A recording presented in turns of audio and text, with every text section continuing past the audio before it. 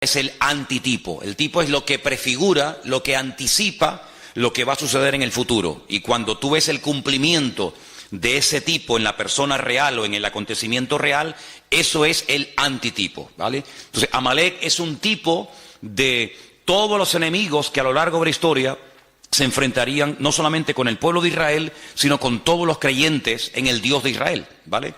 Seguimos leyendo el párrafo número 2, así que quédate con esto. Todo fenómeno físico no es más que una fuerza espiritual que se manifiesta en el mundo. Amalek representa, por lo tanto, esa fuerza que desea destruir al pueblo de Dios y a su destino, su propósito. Ahora, ¿qué fuerza espiritual es la que representaba en su momento el pueblo de Israel? ¿Por qué tanto empeño en destruir a ese pueblo? Porque el pueblo de Israel tenía el deber de la presencia de Dios en el mundo.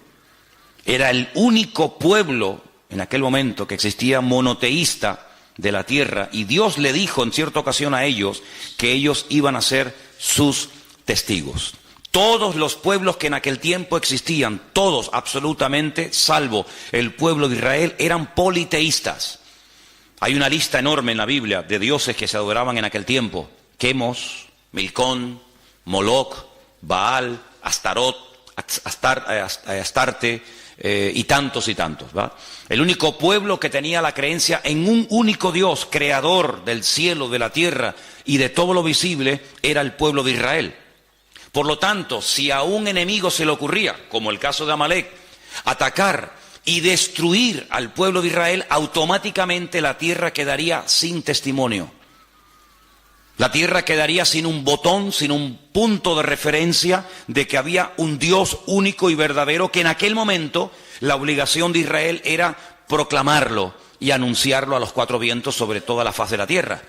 Por lo tanto, cuando leemos, y lo hemos hecho en esta mañana, que Amalek realmente a quien ataca es al trono de Dios, pues uno puede darse cuenta de que el objetivo final de Amalek no solamente era destruir físicamente a una serie de personas llamadas en aquel tiempo el pueblo de Israel o judíos, sino que el objetivo de Amalek era que en la tierra no hubiera testimonio de que un día hubo un Dios que creó el cielo, la tierra, las naciones, los peces, al hombre, etcétera, etcétera, y por lo tanto es como si hubiera matado a Dios. La existencia de Dios queda borrada. No hay testimonio, no hay vestigio en la historia de que hay un Dios creador, porque el único pueblo que lo representaba y creía en él y le honraba y le servía era esta gente. Al desaparecer, al destruir a este pueblo, automáticamente ya a Dios no se le ve por ninguna parte. Entonces, por eso cuando leemos que Amalek se levanta contra el trono de Dios, la palabra, la expresión trono de Dios representa su soberanía, su dominio, su majestuosidad, su presencia, su existencia en el mundo. Eso es lo que significa el trono de Dios, ¿de acuerdo? Fijaros que, por ejemplo, antes de Amalek, Satanás, vamos a leer esas porciones también seguramente en esta mañana, Satanás, él lo que intenta es destronar a Dios. No solamente quitar a Dios de en medio, sino que no se hable de Dios, de su existencia, de su obra, y de esa manera, pues el mundo queda a la deriva, como un barco sin timón. No hay presencia de Dios, no hay testimonio de Dios, por lo tanto comamos y bebamos, que aquí no pasa nada. Ese es el objetivo de Amalek. Los testigos dan testimonio de aquello que no puede ser visto. Eso es un testigo, una persona que cuando algo ha ocurrido y ellos lo han podido ver, son llamados. Eso es fundamentalmente la función de un testigo. Si algo está presente o es evidente, son totalmente innecesarios los testigos. Esto es solo cuando la cosa o suceso no puede ser percibido directamente, entonces es cuando se llama a los testigos. ¿Usted estuvo allí? ¿Usted vio que él le atacó? ¿Y qué dijo? ¿Usted lo vio? ¿Y cómo fue? ¿Y cómo no fue? ¿Y cuántos eran? ¿Y a qué hora era más o menos? Eso es lo que hace un testigo. Si en lo que el testigo va a decir es evidente y es visible, la presencia de los testigos es totalmente innecesaria. Por lo tanto, como la presencia del Señor, la soberanía del Señor era un concepto abstracto, invisible, tenía que haber una presencia visible, en este caso era el pueblo de Israel, que diera testimonio de que cada vez que la gente levantaba la cabeza y veía un pájaro cruzar por el cielo, ese pájaro no salió de la nada, sino que detrás de ese pájaro hay un creador que lo diseñó, que lo formó y que ahí lo puso. Y detrás de esa estrella, y detrás del sol, y detrás de la luna, y cuando paseamos por el campo y vemos las flores y los animales, etcétera, etcétera, ellos eran los únicos testigos en aquel tiempo de todo esto. Por lo tanto, Amalek, su objetivo era borrar de la faz de la tierra todo vestigio y presencia de Dios. Por lo tanto, de la misma manera, la presencia de Dios no era percibida directamente en el mundo. Por eso el pueblo de Israel, en aquel momento, era el testigo que tenía la tarea de dar testimonio de que detrás de las bambalinas se hallaba la presencia del Señor. Si ellos callaban, automáticamente Dios quedaba mudo en el mundo. Digamos en cierto sentido que Israel en aquel momento era la boca de Dios, era el testigo de Dios que podía decirle al mundo que detrás de la creación había un creador y un diseñador. De la misma manera, hoy en día, todos y cada uno de nosotros, no solo con nuestras palabras, sino con nuestras vidas, debemos de dar testimonio de la existencia y de la presencia de Dios en el mundo. Por eso la persecución no solamente ya abarca al pueblo de Israel, sino que abarca a todo aquel que ha creído y que ha confiado y que ha depositado su fe en el Dios del pueblo de Israel, en el Dios único y verdadero. Por eso no solamente Amalek ataca y sigue atacando al pueblo de Israel, sino que también ataca a todo el conjunto del pueblo de Dios, y ahí lógicamente entramos tú y yo. El pueblo de Israel es el único pueblo monoteísta del mundo. Es el único pueblo que va de un extremo a otro, o cree en el Dios único y verdadero, el Dios de Abraham, de Isaac y de Jacob, o no creen en nadie. No hay católicos judíos, no hay personas que se abrazan a cualquier otra creencia o religión, o creen o no creen, o son creyentes en el Dios único y verdadero, o son ateos, son paganos y no les interesa absolutamente nada. Por eso es un pueblo que en Medio Oriente, es el único pueblo en el Medio Oriente, rodeado de más de 200 millones de árabes, de musulmanes, que da testimonio de que el Dios que se adora en ese pequeño país, en ese pequeño territorio, es un Dios diferente. No es Alá, no es Mahoma, no es el Corán, sino es el Dios de siempre, y por eso una guerra constante y permanente contra ese pueblo que está marcando allí una diferencia. Si el pueblo de Israel fueran todos musulmanes, si el pueblo de Israel, en vez de adorar al Dios de Abraham, de Isaac y de Jacob, adoraran a Alá y creyeran en Mahoma y tuvieran el Corán, automáticamente se acabaría el conflicto. Pero, como no es así, es una piedra en el zapato. Es un pueblo que va en contra de la norma establecida de la zona, y por lo tanto el enemigo no quiere que en un territorio donde él ha hecho lo que le ha dado la gana durante generaciones y generaciones, haya un pueblo, por así decirlo, que le lleve la contraria. Pero ahora no solamente existe ese pueblo, ahora no solamente hay esa gente allí, sino que ahora hay por toda la faz de la tierra, por los 5 continentes de la tierra, hay diseminado más de 1.000 millones de personas que creen también en el Dios de los judíos, o en el Dios que vino a través del pueblo de Israel. Por lo tanto, la guerra es contra todo creyente verdadero en el Dios único y verdadero que es nuestro Dios. Amén. Seguimos. Amalek, mientras leemos, ustedes pueden ir pensando de quién más o menos podemos estar hablando. Y Amalek está dispuesto a sacrificarse a fin de destruir completamente cualquier evidencia de la presencia de Dios en el mundo. Está dispuesto a hacer cualquier cosa con tal de borrar la existencia y el testimonio de Dios en la tierra. El mayor acto de obediencia pedido por Dios a un hombre fue el acto de sacrificar a un hijo. Ese fue el mayor acto de obediencia que jamás Dios le ha pedido a un hombre. Ya sé que hay otros casos, como por ejemplo el de Saúl, que también lo vamos a analizar. Era un acto de obediencia, de acatar la voluntad, la misión de Dios para su tiempo, pero nada que ver con el hecho de que Dios te pida que mates a tu hijo. Es mucho más fácil matar a un filisteo que matar a tu hijo. Es mucho más fácil construir un barco en medio de la nada, como hizo Noé, que matar a tu hijo. Es mucho más fácil hacerle la guerra a los enemigos y despropiarlos de todos sus tesoros y construir un templo a tu Dios que matar a tu propio hijo. Si el acto de obediencia más grande que jamás un hombre ha tenido que realizar es el caso de cuando Dios le pide a Abraham que sacrifique a su hijo. Por lo tanto, ellos saben perfectamente en esa cultura que el acto de obediencia más grande que un hombre estuvo dispuesto a hacer fue sacrificar a su propio hijo. En cierto sentido, un hijo es una proyección de uno mismo, ¿verdad? Como alguien dijo, ¿qué es un hijo? Es la proyección de tu yo. Tu yo se proyecta en tu hijo y el de tu hijo en su hijo, y así sucesivamente.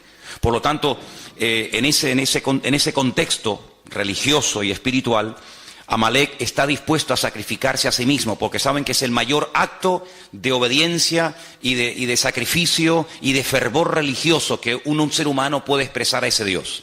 Ese es el espíritu de Amalek, un espíritu que está dispuesto a ir más allá de lo lógico, de lo normal, del sentido común, ir en contra natura.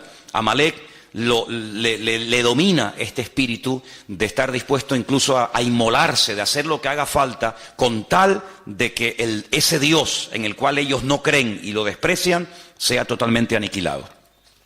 Está dispuesto, como hemos dicho, al sacrificio, está dispuesto a sacrificar todo, absolutamente todo, con tal de alcanzar esa meta. Por ejemplo, si ustedes van a la ciudad de Jenin, a la ciudad de Ramala, a la Franja de Gaza y a otras poblaciones palestinas, las calles, las avenidas, los bulevares, los parques de esas ciudades tienen los nombres de todos aquellos, entre comillas, mártires que han dado su vida por la causa palestina.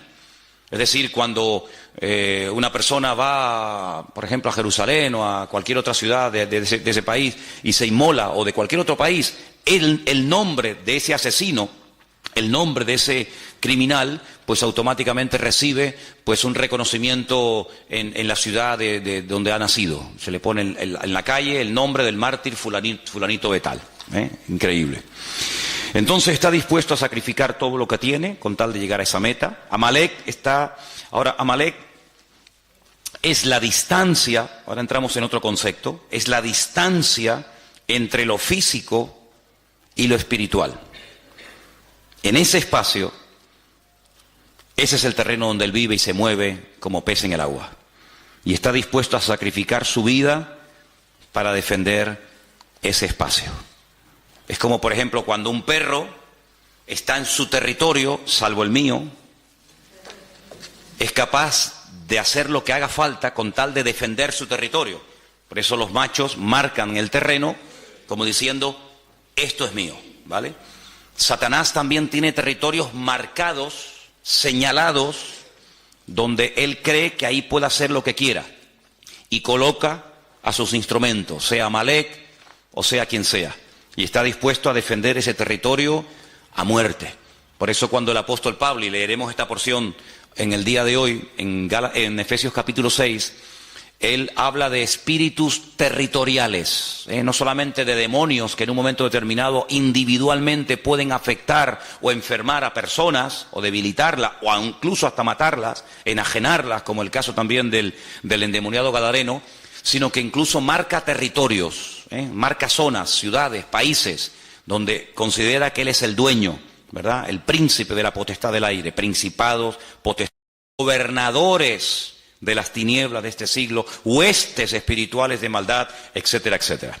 Entonces, en un sentido profundo, el significado de esta batalla entre Amalek y el pueblo de Dios es que ellos luchan contra Dios y contra su presencia en el mundo. Esta es la raíz de todas las batallas y de todas las guerras. Así de claro. Vamos a leer algunos versículos en esta mañana. Voy a pedir a algunos de ustedes que me ayuden. Por ejemplo, vamos a leer en 2 de Timoteo 4:7, 1 de Pedro 5:8. Entonces, leamos esos dos versículos antes de seguir adelante en esta mañana. Repito, 2 de Timoteo 4:7 y también 1 de Pedro 5:8. ¿Quién tiene Timoteo? ¿Sí? Vamos.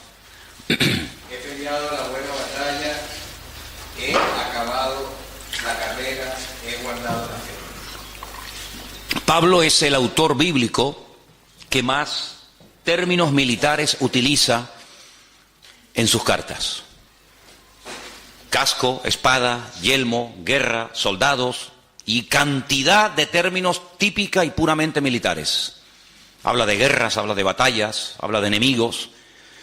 Y es que Pablo tenía una percepción del mundo espiritual muy clara, muy clara.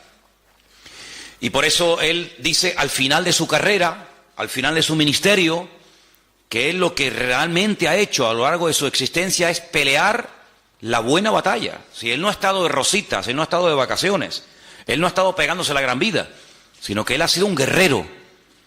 Él llegó incluso a decir, yo traigo en mi propio cuerpo, físicamente hablando, marcas de las pedradas, del martirio, de los zarpazos de los leones, de lanzas, en fin, de tantas y tantas cosas. Porque Pablo compara la batalla espiritual del creyente con una auténtica guerra.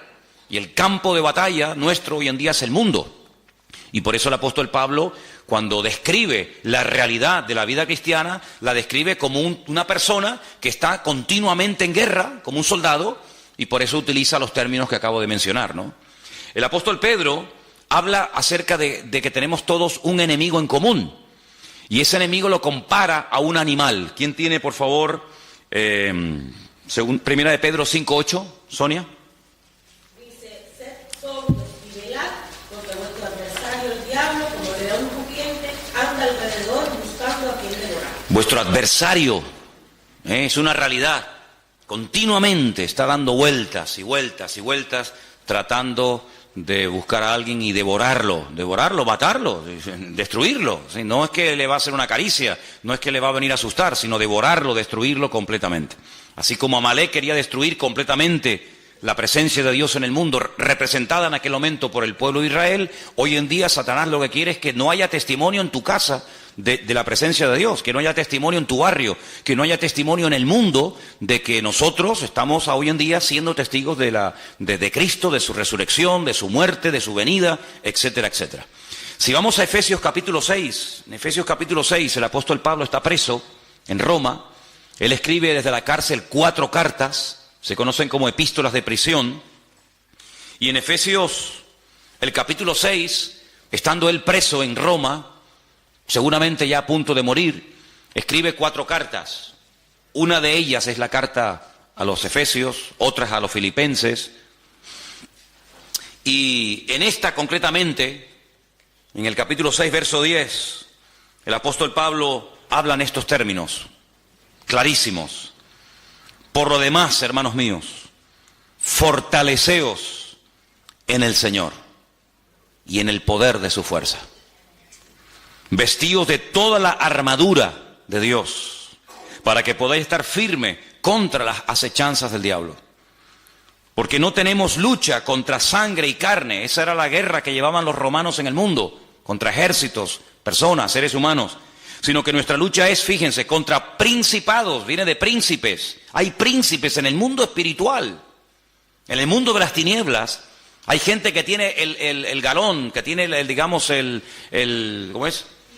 El título de ser un príncipe, ¿sí? Como en el ejército hay generales y comandantes y tenientes y subtenientes y sargentos. En el mundo espiritual no todos los demonios, no todos los ángeles que cayeron el día de la rebelión de Satanás en la presencia del Señor, ¿verdad? Antes de la creación de Adán y Eva, no todos son iguales. Hay algunos que son auténticos príncipes y hay otros que son, como dice aquí, príncipes de las potestades contra gobernadores. Otros tienen, ¿verdad?, el rango de gobernador de Santa Cruz, gobernador de cualquier otro lugar, gobernadores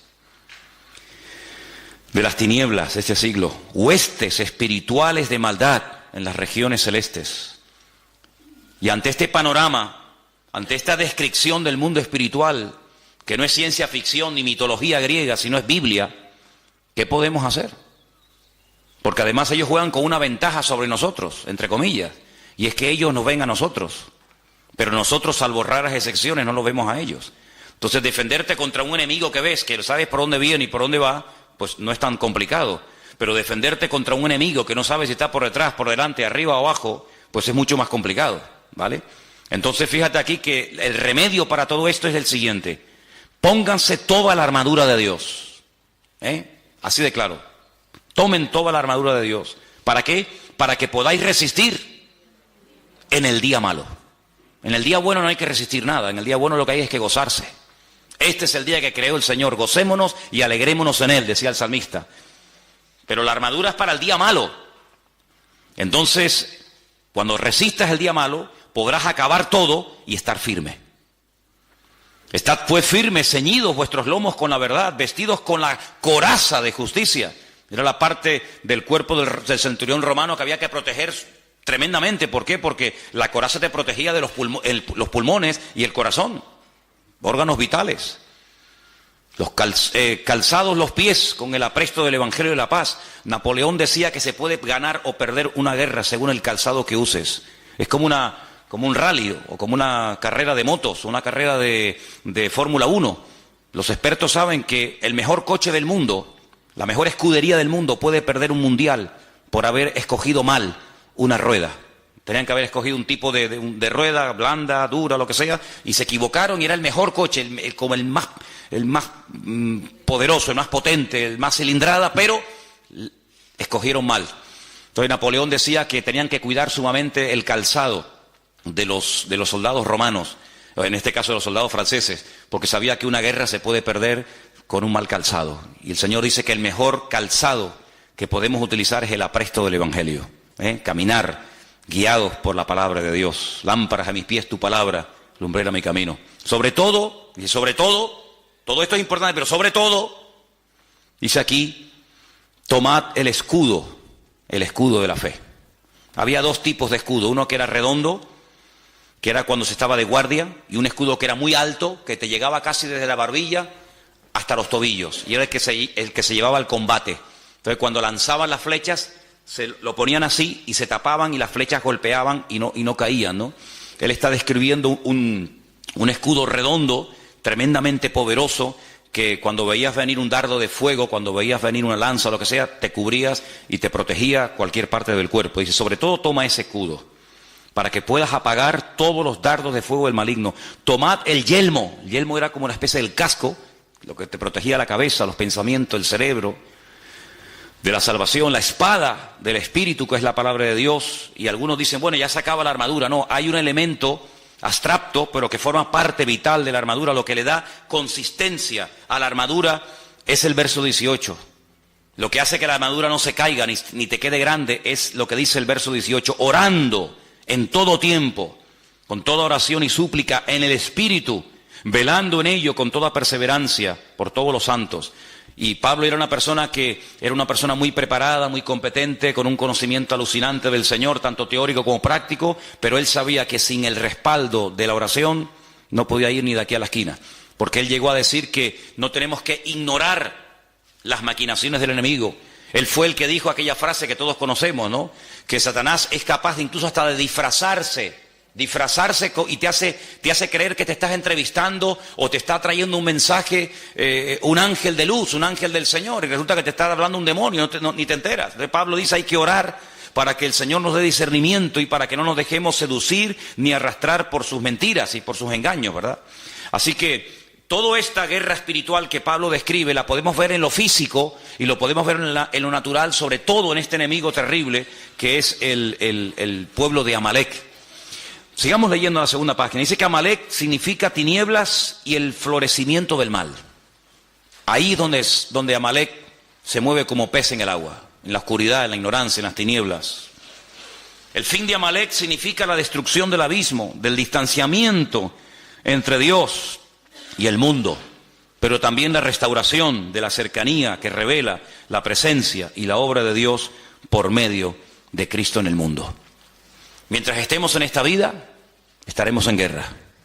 Mientras estemos vivos, tenemos que estar velando y orando, como se decía en esta mañana, porque no estamos aquí de paseo, sino estamos aquí para dar testimonio, estamos aquí para hacer luz, para marcar una diferencia, y Satanás va a hacer todo lo posible por evitar que nosotros cumplamos con nuestro objetivo. Ahora, volvamos a la porción de Éxodo en esta mañana, porque una de las cosas que tenemos que tener presente en nuestra vida cuando estudiamos un pasaje es ver de dónde viene esa historia, cuáles son los capítulos anteriores. Y vamos, por ejemplo, estamos en Éxodo, ¿verdad? Vamos al capítulo 15. En Éxodo capítulo 15, ustedes se van a dar cuenta de que uno de los problemas que generalmente, de vez en cuando, Israel tenía era falta de agua. Ellos estaban en pleno desierto. El agua en el desierto es oro.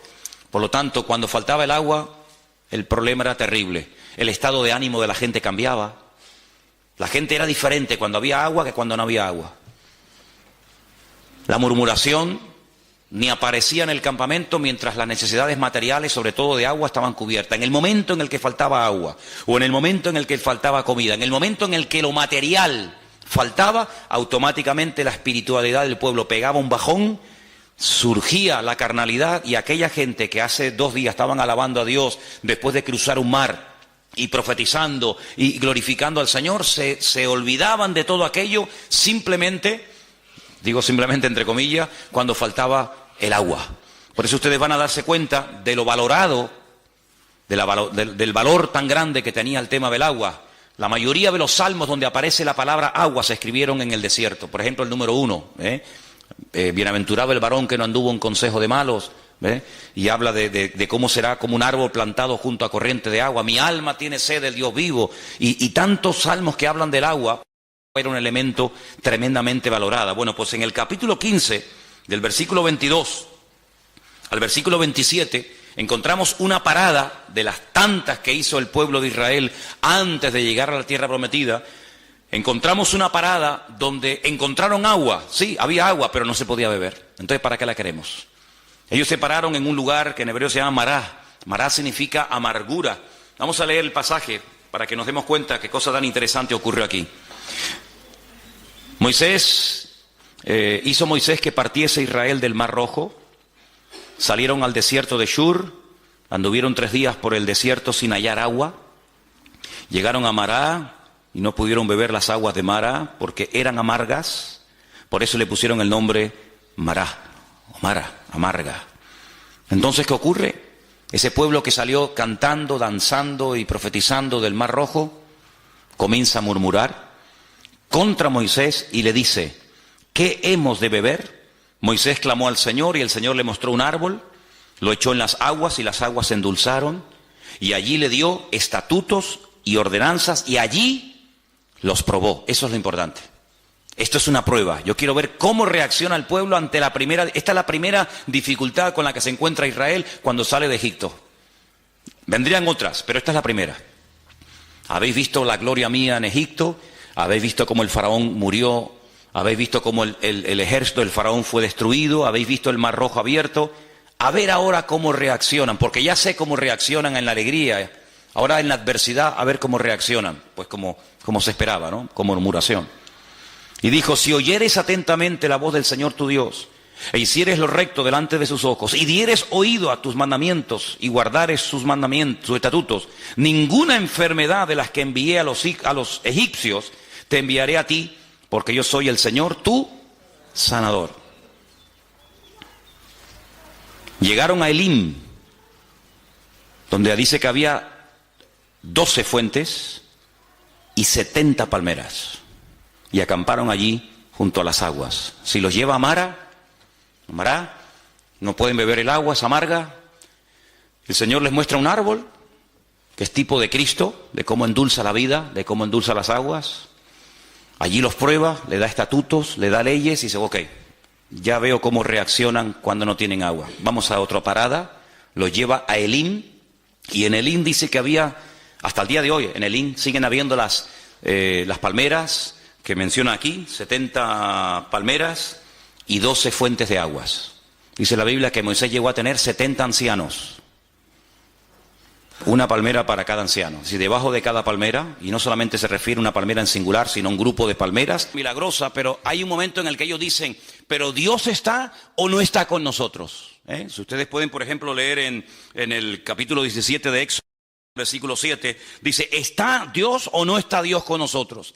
Eso es una queja, eso es una duda, eso es poner en tela de juicio la credibilidad de Dios. El Señor le dijo: yo les voy a acompañar, no se preocupen, yo voy delante de ustedes, nadie les podrá hacer frente, a todo lugar donde vayan, mi gloria, mi presencia, yo iré con ustedes. Pero ahora dicen: ¿pero está o no está Dios? ¿Cómo que no está? Estamos dudando de la palabra de Dios, y entonces allí es donde el enemigo les ataca sin previo aviso, como les acabo de decir, y es que nuestra forma de hablar, ¿sabes?, o frena al enemigo o le da posibilidad, le da alas al enemigo para poder atacarnos.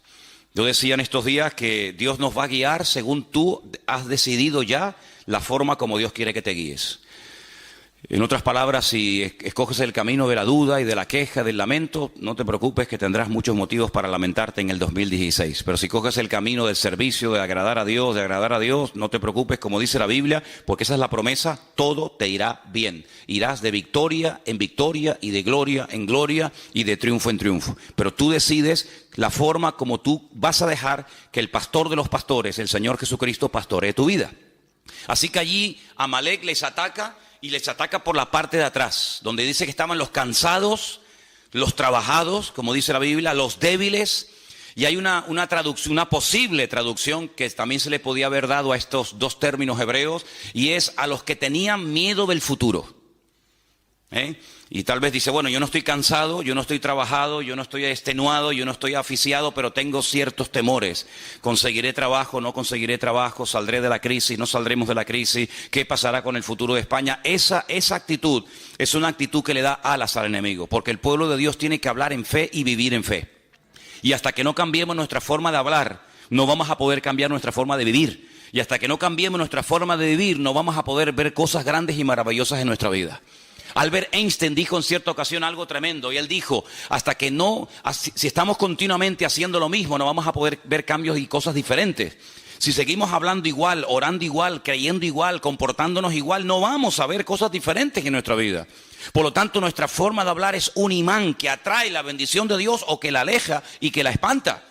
Entonces, aquellos espías, aquellos exploradores, cuando volvieron, dijeron, sí, la tierra es buena, la tierra es maravillosa, pero vamos a ver, ¿es buena o no es buena? ¿Es la tierra que el Señor nos ha dado o no es la tierra que el Señor nos ha dado? Fíjate que dice que entre dos hombres, eso es algo increíble, pero es real. Entre dos personas tuvieron que ayudarse el uno al otro para poder traer un racimo de uvas. ¿Y cuánto pesaba cada uva? Serían así como si las coge Trotsky y las revienta todas, ¿no? Dos hombres para coger un racimo de uvas. Muchachos, pero con cada uva hacías así, y te hacías un litro ahí de zumo, ¿no? Algo increíble. Y se dieron cuenta de que la tierra era impresionante, la tierra era rica, era fértil. Pero había condiciones que ellos tenían que tener en cuenta. El Señor les dijo, mira, cuando ustedes vivían en Egipto, el agua nunca faltaba. Porque tenían el río Nilo, que por cierto dice la Biblia que en los últimos tiempos se secará. La lengua de Egipto se secará. Dice, pero a la tierra a la que yo voy, a la tierra a la que ustedes van y yo les envío, es una tierra que les mandará en su momento la lluvia temprana y la lluvia tardía en base a la forma como ustedes vivan y en base a la forma como ustedes hablen. Si ustedes hablan mal, si ustedes se quejan, si ustedes se apartan de mis caminos, si ustedes se enfrían, si ustedes comienzan a adorar a otros dioses, olvídense, aquí no va a llover, aquí no hay río, aquí no es como Egipto, que movías una piedra y salía el agua por las tajeas, sino que aquí es una dependencia diaria y permanente de parte del Señor. Si hablan bien, si hay victoria, si hay bendición, la lluvia cae. Pero si ustedes, por la forma de hablar, pueden llegar a cerrar el cielo, y dice la Biblia, el cielo se volverá como si fuera de bronce. Y por eso dice la palabra que hasta para la lluvia tendría que depender de la forma de hablar. Y estamos viviendo en unos tiempos en los que es muy importante cómo hablamos y cómo actuamos y cómo vivimos y cómo reaccionamos, porque lo que no podemos hacer es reaccionar, pensar y hablar y vivir como actúa la gente del mundo. Nosotros vivimos en este mundo, pero no somos de este mundo. Nuestra mirada está puesta en un Dios poderoso, en unas promesas que son sí y amén en Cristo Jesús. Y no podemos bajo ningún concepto entrar en desánimo, en derrota, en murmuraciones y en quejas, porque eso le da alas al enemigo, y a quien tenemos que darle alas es a nuestro Dios. ¿Cuántos dicen amén? Así que en esta historia hay un momento en el que vemos que este conflicto es diferente. Este conflicto no es una guerra simplemente de 1000 contra 5000 o hombres contra hombres, sino que aquí hay un factor espiritual muy importante. Y vamos a leerlo en Éxodo capítulo 17 otra vez, por favor, a partir del versículo 8. Éxodo capítulo 17, hay un momento en el que Moisés dice, mira, yo voy a subir al monte a orar, y tú tienes que salir a pelear contra este enemigo en lo natural, y yo pelearé contra las fuerzas que lo ungen y que lo respaldan y lo apoyan en lo espiritual. Y dice la palabra que suba a lo alto de un monte. Vamos a leerlo. Entonces vino Amalec y peleó contra Israel en Refidim, versículo 8. Y dijo Moisés a Josué: escógenos varones y sal a pelear contra Amalec mañana, porque yo estaré sobre la cumbre del collado y la vara de Dios en mi mano. Hizo Josué como le dijo Moisés, peleando contra Amalec, y Moisés y Aarón y Hur subieron a la cumbre del collado. Y sucedía que cuando alzaba Moisés su mano, Israel prevalecía. Mas cuando él bajaba su mano, prevalecía Amalec. Las manos de Moisés, lógicamente, se cansaron, por lo que tomaron una piedra, la pusieron debajo de él se sentó sobre ella, y Aarón y Hur sostenían sus manos, el uno a un lado y el otro a otro. Y así hubo en sus manos, dice aquí, firmeza. El texto original dice hubo emuná, hubo fe, hasta que se puso el sol. Dije el otro día que gracias a estos dos hombres, Aarón, que es muy conocido porque es el hermano carnal de Moisés, y gracias a Hur, Moisés tuvo firmeza, Moisés tuvo la capacidad, la constancia de poder tener sus manos levantadas por encima de su cabeza y ver una aplastante victoria sobre el enemigo. Pero ¿quién era este Hur? No lo dijimos, pero vamos a decirlo ahora. Hay varios versículos que quería compartir con ustedes. Seguimos en Éxodo, capítulo 24, verso 14. Éxodo 24, 14. No sé si hay algún hermano que por ahí tenga su Biblia a mano y lo quiera leer. Y también que otra persona tenga preparado el 31, versículo 2. Repito, Éxodo 24, 14 y otra persona, Éxodo 31, 2. ¿Quién tiene el Éxodo 24? Y dijo a los ancianos: esperadnos aquí hasta que volvamos a vosotros. Y aquí Aarón y Hur están con vosotros. El que tuviese asunto, acuda a ellos.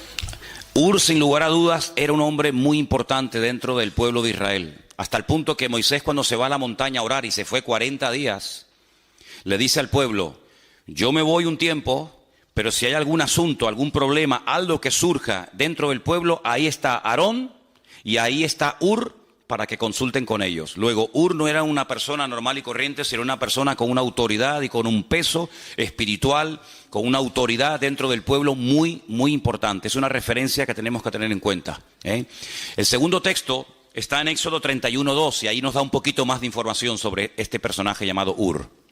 ¿Quién lo tiene? Mira, yo he llamado por nombre a Besaleel, hijo de Uri, hijo de Hur, de la tribu de Judá.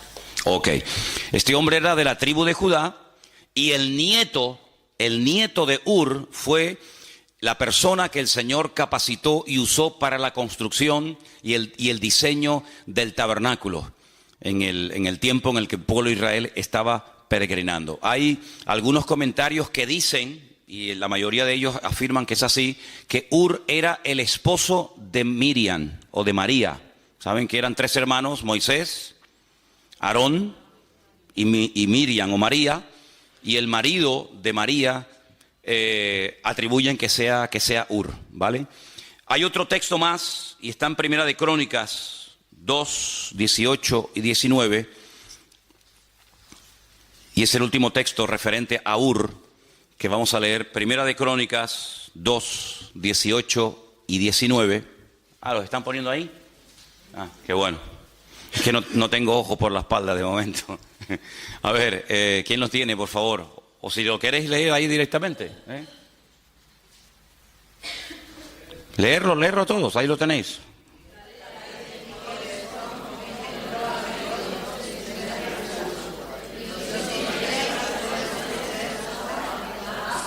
Pasa al siguiente.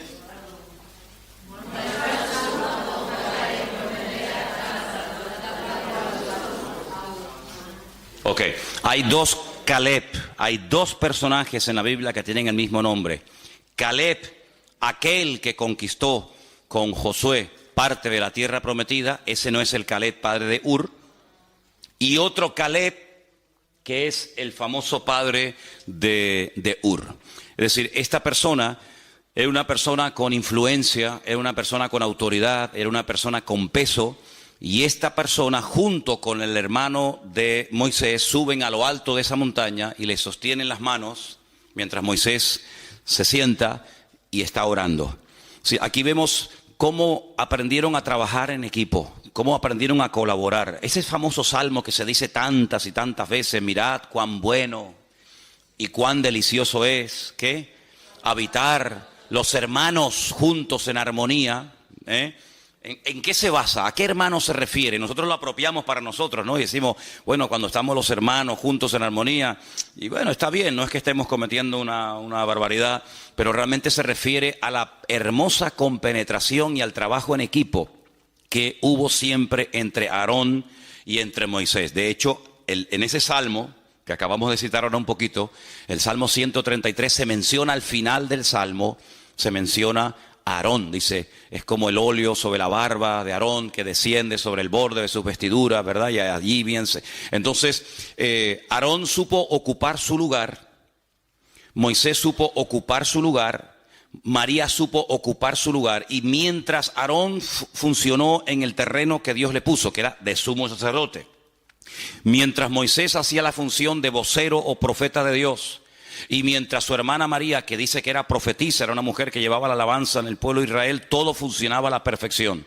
En el momento en el que Aarón, porque generalmente Moisés no cometió ese error, pero en el momento en el que Aarón o María salían de su terreno y se querían ocupar de otras cuestiones, automáticamente habían problemas. Por ejemplo, la Biblia nos enseña que María en una ocasión dijo, ¿y por qué cuando Dios quiere hablar al pueblo, por qué siempre tiene que utilizar a mi hermano y no me usa a mí? Y en ese momento quedó automáticamente leprosa. Y dice la Biblia que la tuvieron que echar del campamento, porque la lepra es una enfermedad contagiosa que se pega. Y entonces la tuvieron que echar del campamento. Fíjate simplemente ese comentario. ¿Por qué cuando el Señor quiere transmitir una palabra, un mandamiento, una exhortación, por qué siempre habla a través de mi hermano y no me usa a mí? Bueno, pues porque a ti el Señor te está usando en otra cosa y a tu hermano en otra cosa, y no es para competir, sino es para complementarse. Y cuando tú no estás contenta con el don y con el ministerio y con el llamado y con el sitio donde Dios te ha puesto, estás abriendo la puerta, en este caso, a una tremenda enfermedad.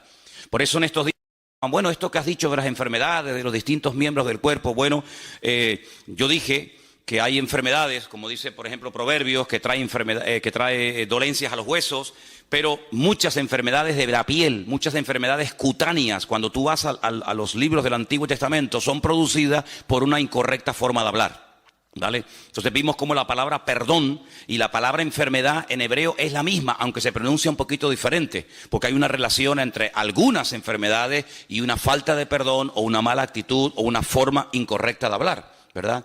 Cuando Aarón no está contento con su posición como sumo sacerdote y en vez de él ejercer su función le da demasiado libertinaje y demasiada rienda suelta a sus hijos, se produce un caos y un desastre en el campamento, hasta el punto que la Biblia dice que se tiene que abrir la tierra y tragar, y murieron sus hijos, y el Señor le dijo, y dile a Aarón que no llore por la muerte de sus hijos, y le prohíbo ir al funeral y al entierro de sus hijos.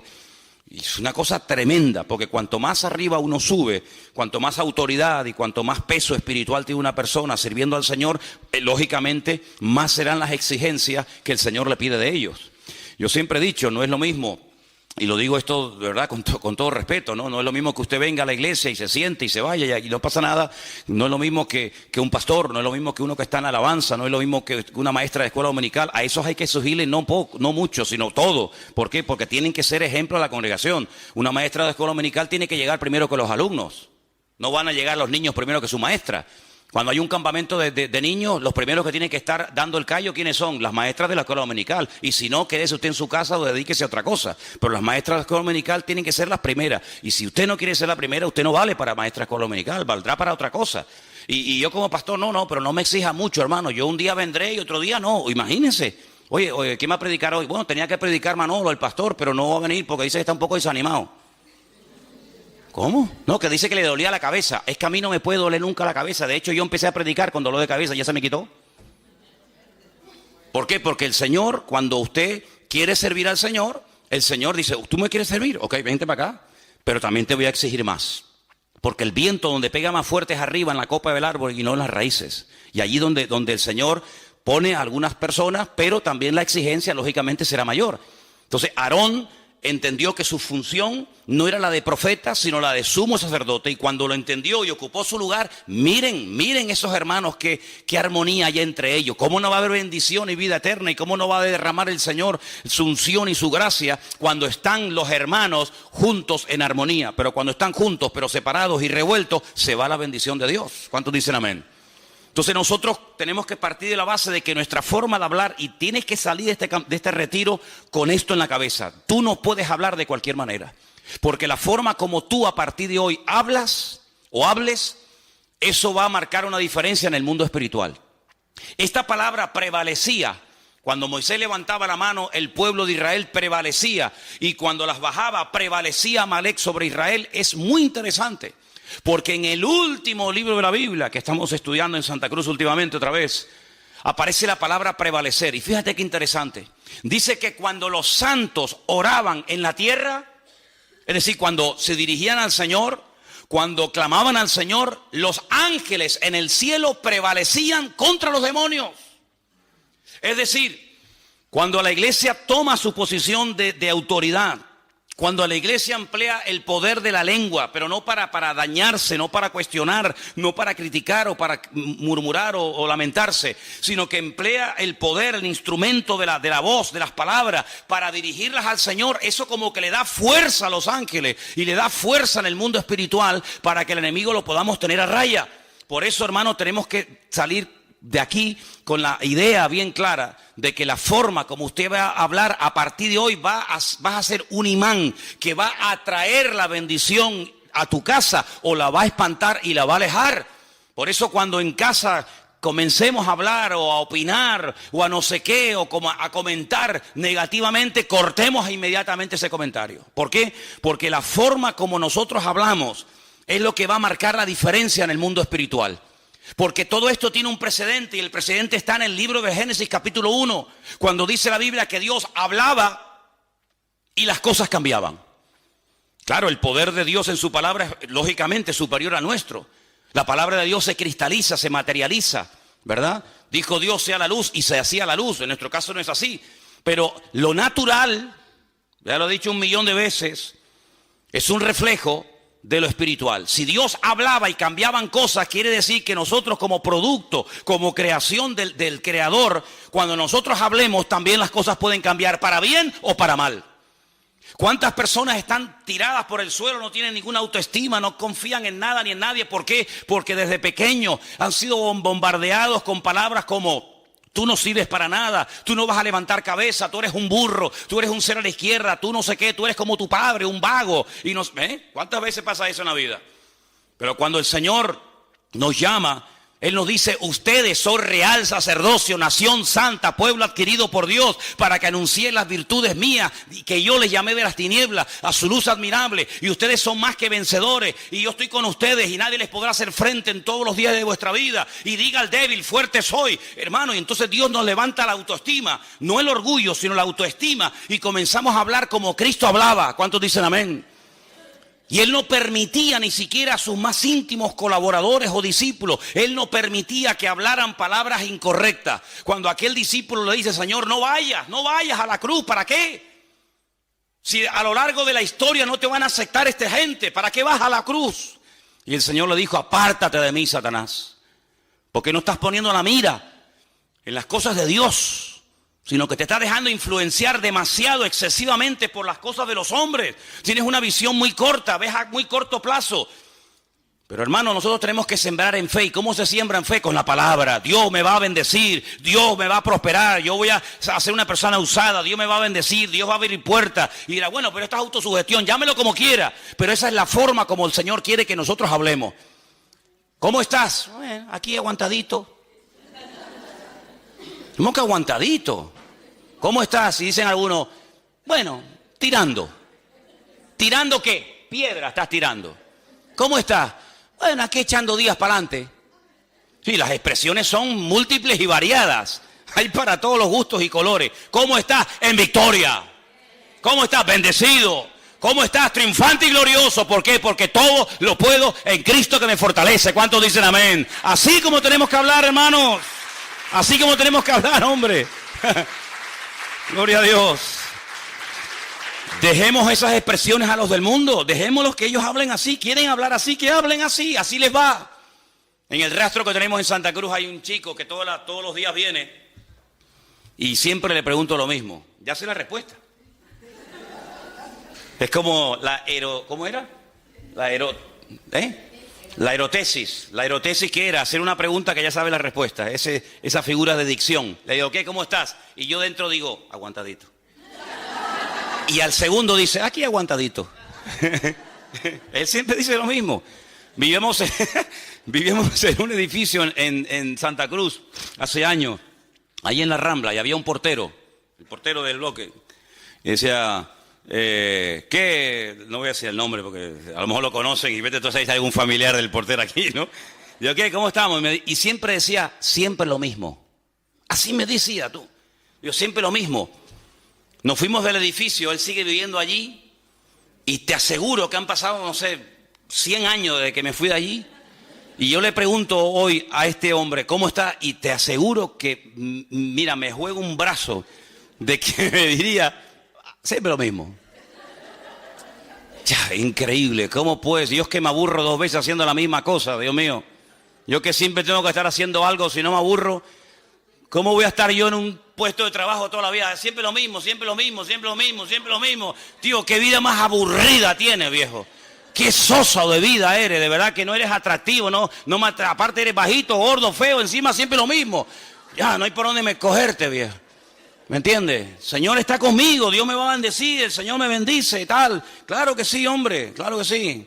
Y esa es la forma como podemos hablar. Y el enemigo, cuando oye a un tipo hablando así, el enemigo dice, agüita con este, vamos para allá. Porque con este no me meto, claro. ¿Me entiendes? Y eso no tiene nada que ver con la edad, no tiene nada que ver con la cultura. No, es que los suecos somos así, los españoles. No, olvídate de eso, no, ni suecos, ni alemanes, ni vaina. Somos cristianos, somos hijos de Dios. Y como hijos de Dios, el diablo tiene que tenernos miedo a nosotros. Hay creyentes, yo no sé, aquí nosotros porque no nos hemos criado con ese ambiente, pero hay creyentes que cuando les conoces y hablas con ellos de otras congregaciones sobre todo, pues siempre están, no, es que el diablo, no, es que el enemigo, es que yo digo, pero ¿cómo puedes vivir así? Siempre con miedo. El otro día estábamos poniendo el mural ese, por cierto, échenle un vistazo porque ahí hay fotografías del siglo XVIII. Ahí van a decir, Dios mío, dame discernimiento de espíritu porque no sé quién es este, ¿no? Y entonces resulta de que Juan, ¿dónde está Juan? Ahí está Juan. No sé cómo fue, yo pensaba, ven esos chorretes que hay por ahí del óxido de la canaleta. Pues dice, no, esto es de, ¿cómo me dijo? Del aceite o de no sé qué cosa. Digo, ¿cómo del aceite, Juan? Si esto es de la lluvia que cae arriba y está oxidada la canaleta, hay que cambiarla. Dice, no, esto es de aceite. Digo, ¿cómo? Digo, mira. Y me dice, mira para acá. Y le digo, ay, mira. Mire lo que hay aquí. Además, fíjate, hace así. Una mano. ¿La ves? Yo digo, dice, no, hay aquí, hay allí, hay... Y entonces resulta de que en el cuarto ¿cómo es? En el cuarto donde duermen ustedes, las puertas son blancas, las puso unas puertas preciosas. Y el otro día estaba en la habitación, allí creo que estaba hablando con Margarita, y veo en la puerta una mano. Y yo dije, sin haber sabido todavía la explicación de la vaina esta, yo digo, esto fue uno que tenía la mano hedionda o sucia, perdón, ya. Como estamos de retiro, tengo mentalidad de retiro en vez de pastor ahora mismo, ¿no? Y entonces le digo, esto fue uno que tenía la mano sucia y la puse aquí.